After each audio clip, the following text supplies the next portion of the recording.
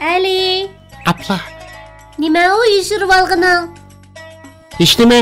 Ko'rib qoldim. Bir varaq qog'ozni kayning tiqib olding-ku? Hech nima dedim-ku. Sening nima koring? Bu degan o'zimning ishi. Nimani uyushirganingni bilib qoldim, Ali. Nimani bilib qolding? Qo'lingdagi qog'oz bu mavsumlik imtihon natijang. Shundaq-ku? Algan nomerlaringning tavalligidan qog'ozingni ko'rsatmayotsan-ku deyman. Yo'q, undaq ish yo'q. Qalaymiqam faraz qilma, Fatima. Cho'qim shundaq. Qachon ba'zi fanlardan o'talmading? Bo'ldi qil, bo'ldi. Eli bekor buvamga deb qo'yman. Agar deb qo'ysang, mendan qutulamaysan, juma. Bova! Bova! Bova! Sadaqallohul azim. Bova, onunga o'zing bir gap qilgina, meni yana teriktiryotdi. Ishqinglarga yana nim bo'ldi? Men dey bova. O'g'lim, o'zingni tutilib degin haqini. Zode nim bo'ldinglar? O imtihon natijamni masxara qilyapti bova. Shundaqmi? Ha-a, bu yaxshi bo'lmabdi. Alloh taolo insonlarni o'zaro masxara qilishdan to'sqan. Singling qani, Fatima, qanisan qizim, bu yoqqa kelgina. Assalomu alaykum. Va alaykum assalom va rahmatullohi va barakatuh. Ağlasam akangni masxara qilibsan, shundaqmi qizim? Akangning deganlari rostmi? Kechiring bova, men faqat uningga chaqchaq qilib qo'ygandim. Ha, mundaqda qizim. Musulmonlar bir-birini masxara qilishsa, bir-birini kamsitsa, boshqalarning shaxsiy ishlariga aralashsa, qat'iy bo'lmaydi qizim. Alloh taolo Qur'oni Karimda mundaq degan: Bismillahirrohmanirrohim. Ey mo'minlar, bir qavm yana bir qavmni masxara qilmasin. Masxara qilingan qavm masxara qilguvchi qavmdan yaxshiroq bo'lishi mumkin. Sizlarning oranglardagi ayollarmi o'zaro masxara qilishmasin. Masxara qilinguvchi ayollar masxara qilguvchi ayollardan yaxshiroq bo'lishi mumkin. Bir-biringlarni ayiblamanglar. Bir-biringlarni yomon laqab bilan chaqirmanglar. Sadaqallohul azim. Balalarım, Peygamberimizning bir hadisi esimga kelyapti. Men sizlarga uning mazmunini deb beray. Esinglarda ching saqlanglar. Mo'min insonga adovat saqlash yarashmaydi. U aytmoqchi bo'lgan so'zlarni obdan o'ylanib so'zlaydi. Bu nasihatimni unutib qolmanglar. Men anglab baxmagan gaplar ekan-ku.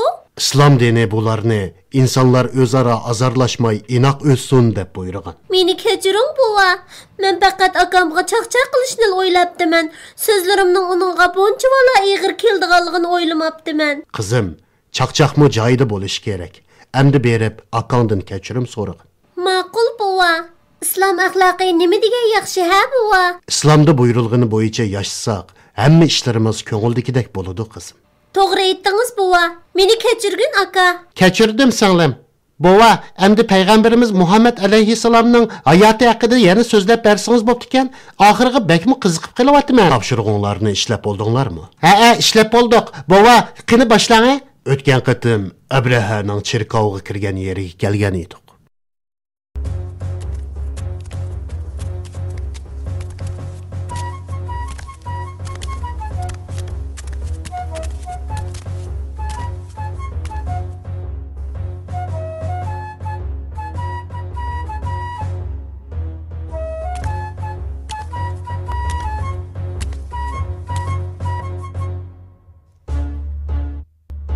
Bu nemi iş emdi?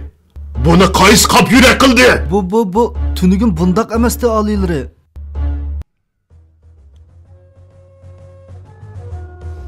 Rahip, sen bu yerning nemisiga qarayotsan? Baş qo'mondonni chaqiringlar. Buni zodi kim qildi? Darhol aniqlab chiqsin. Buni Yamanlik Arab qabilasi qildi. Arab qabilasimi? Shunda qarovul va kuzatchilarni so'roq qilgan edim. Ularning hammasi tunugin bir Arabning cherkovga kirganini ko'ribdi-yu, lekin chiqqanini ko'rmabdi. Bu Arab cherkovga yushirinib olib, cherkovdagi narsalarni buzib chiqibdi. Elsi atdigan cherkovga kelgan ziyoratchilar bilan billa baqiraman chiqib ketibdi. Qap yurak cherkovni qalaymiqon qilishga qandoq petingandi? Arablar bu cherkovning nima uchun yasalganini bilib qolgan o'xshaydi. Shunga cherkovda buzg'unchilik qilibdi. Bu Arablar haj vazifasini Ka'bada ado qildigan bo'lg'achqa, Ka'bani bakmi ulug'laydi ekan. Vo ahmaq yalan to'shlar, podichi yavoyilar, ularning adivini raso bir bamisam, Abraha bo'lmay ketay. Xap to'xtab turish, har qaysingni jiningdan judo qilib, Ka'bani tuzlib etmasam, qo'mondan Baş üstüge alileri. Derhal qo'shin tayyorla. Ularni yer bilan yeksan qilib o'taman.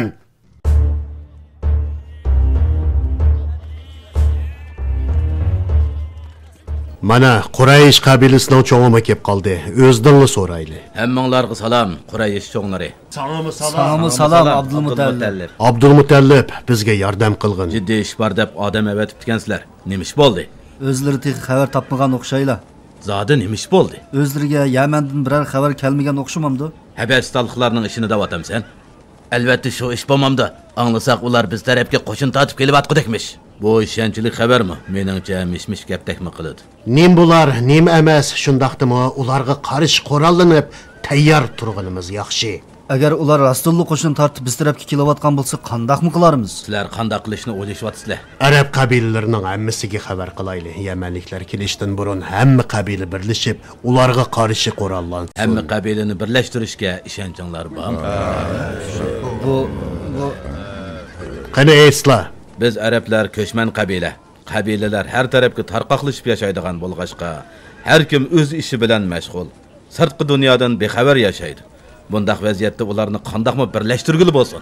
Eng avval Kabe'ning muqaddasligiga ishonadigan mana biz birlashayli. Maqsadimiz o'zimizni va Kabe'ni qo'g'dash.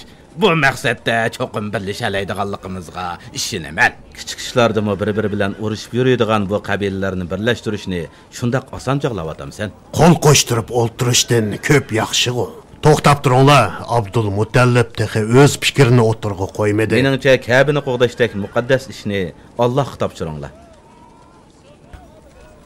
Chunki Alloh Ibrohim va Ismoilni Kabe'ni bino qilishga buyurgan. Bir Allohla Kabe'ni qo'g'dashga qodirdir. Durust, barhaq.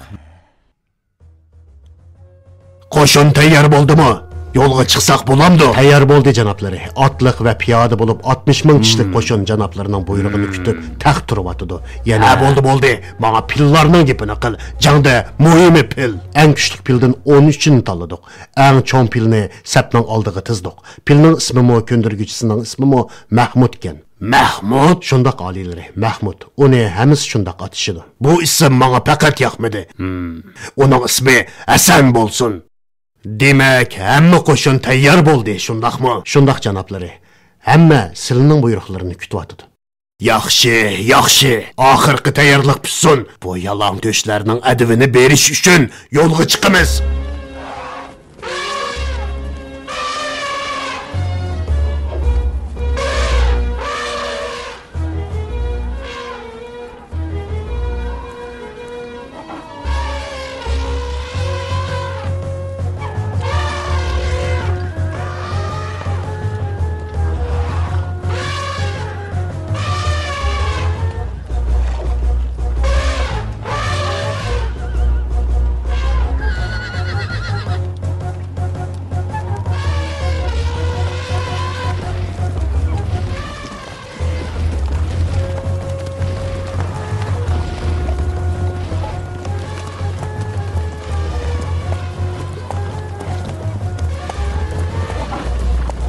Atrofni charlab o'tib 20 chaqirim nerda bir turkum arab qabilasining otliq qo'shinini ko'rib qoldik. Zunafar ismli qo'mondonning boshlig'ida bizni kuzatayotgan ekan. Ularni tutib oldik. Zunafar degan kimkan u? Yaman xalqining qatvoshlaridan biri. Jami qancha odami bor ekan? 150 tak odam bor ekan. Odamlaring bilan berib, ularni darhol oldimga etkal. Bosh ustiga.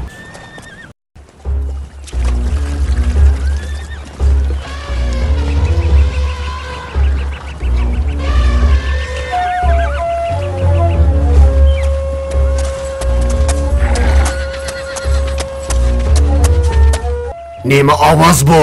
Bilmedim alileri. Qaravul, nima varangchiroq bu?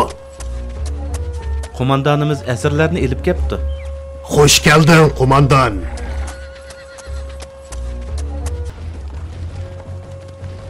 Yashab keslar alileri. Ep keldingmi?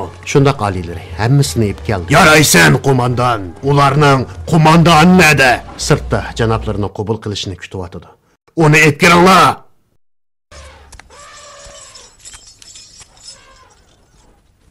Allah xolisa, ata Qurayshning Abraha haqidagi qarorini so'zlab bergach, hikoyamizni davomlashtiraylik, bolalar.